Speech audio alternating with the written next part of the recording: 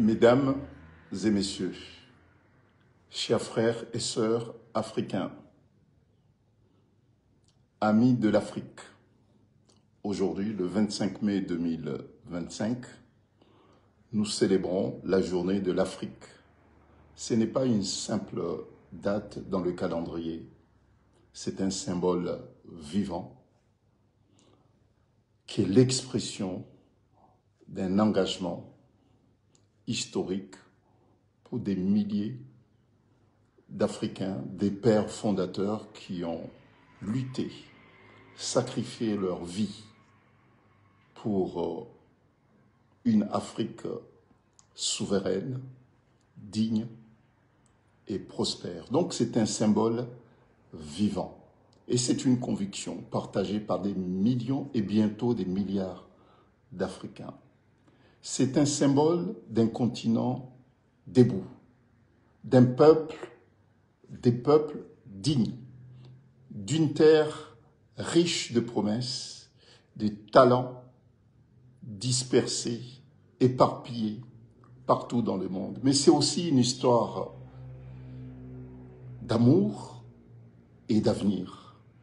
L'Afrique, c'est une histoire et c'est l'avenir des milliards d'habitants. Être africain, ce n'est pas seulement appartenir au continent africain, c'est porter en soi la mémoire des luttes de nos pères, des pères fondateurs de notre continent, pour notre liberté, pour notre dignité. C'est aussi assumer avec fierté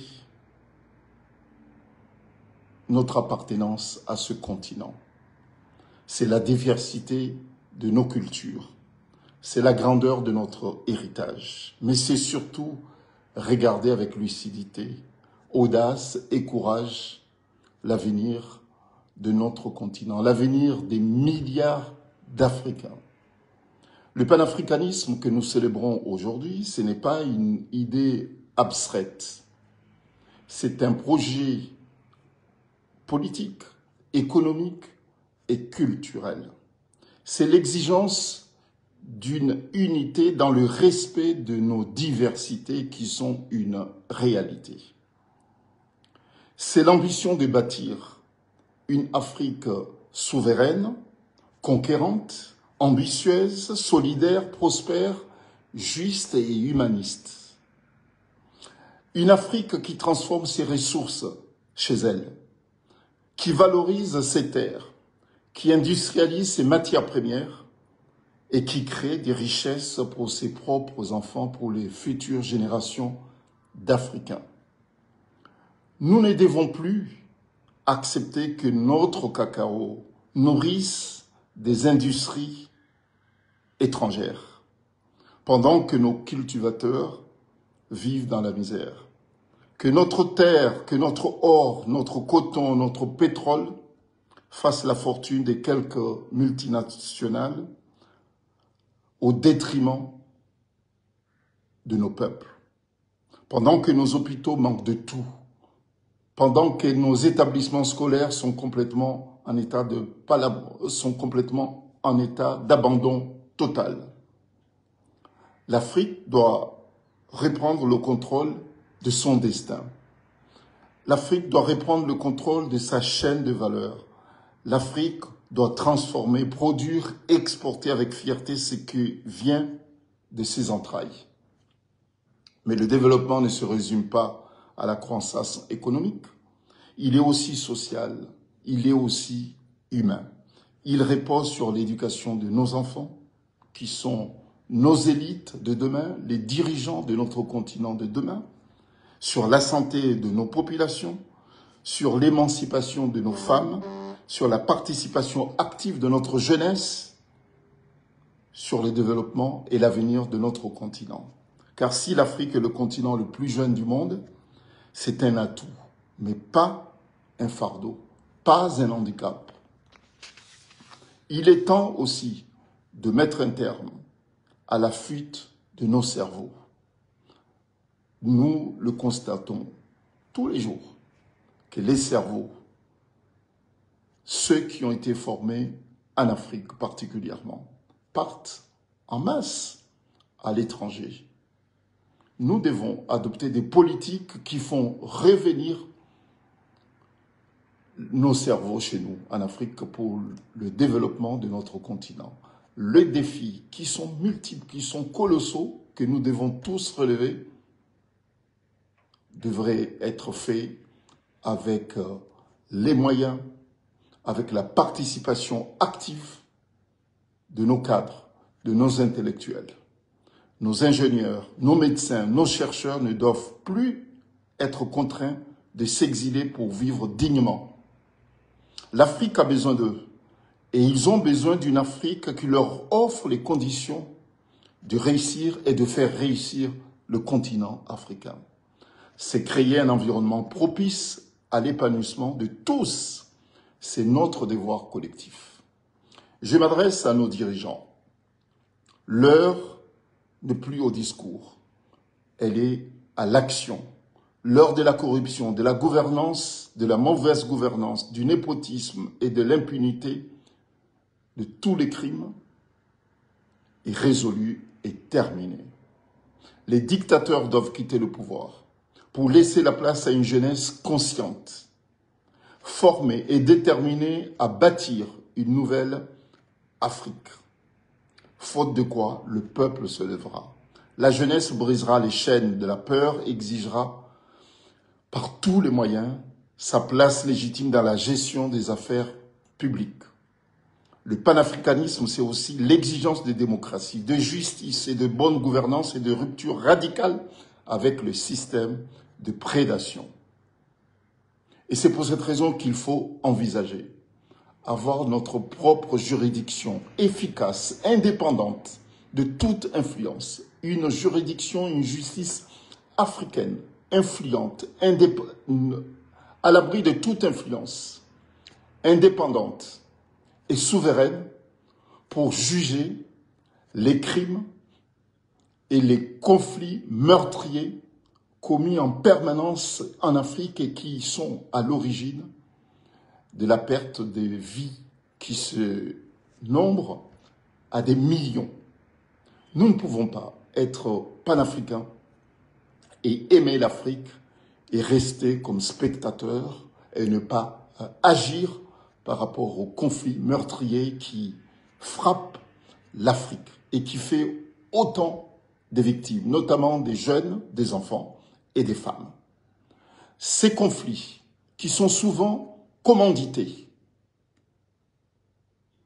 et commis avec des armes fabriquées avec la matière première africaine doivent trouver une réponse africaine. Et c'est pour cette raison que l'ordre judiciaire africain doit aussi exister pour s'occuper à la fois de ceux et celles qui pensent que le pouvoir qui leur sont confiés par le peuple leur donne un chèque en blanc pour tuer ce même peuple, voire même commanditer des conflits dont sont victimes principalement les femmes et les enfants. Chers amis, chers frères, sœurs africains, je rêve d'une Afrique qui parle d'une seule voix à l'ONU, qui trace ses routes et ses rails sans attendre d'aide extérieure, qui soigne, éduque, nourrit ses enfants sans avoir besoin de l'aide au développement. Ça fait 60 ans pour certains et 50 ans bientôt pour d'autres, et notamment pour mon pays, les îles de l'archipel de Comores, que nous sommes indépendants.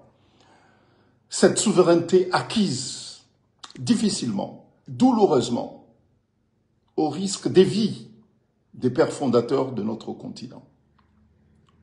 Nous devons l'exercer pleinement, cette souveraineté, au profit de nos peuples, pour bâtir l'avenir des futures générations d'Africains.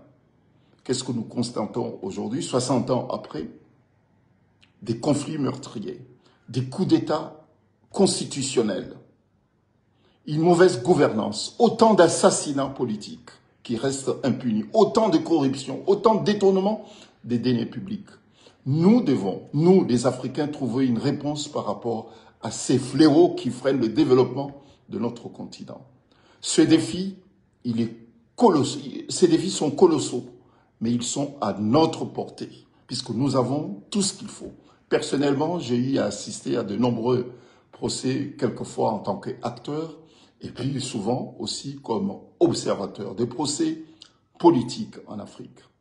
J'ai vu que l'Afrique dispose des ressources humaines nécessaires et puis des instruments juridiques et diplomatiques appropriés pour s'accaparer des conflits qui meurtrissent notre continent. Nous sommes prêts, l'Afrique est prête.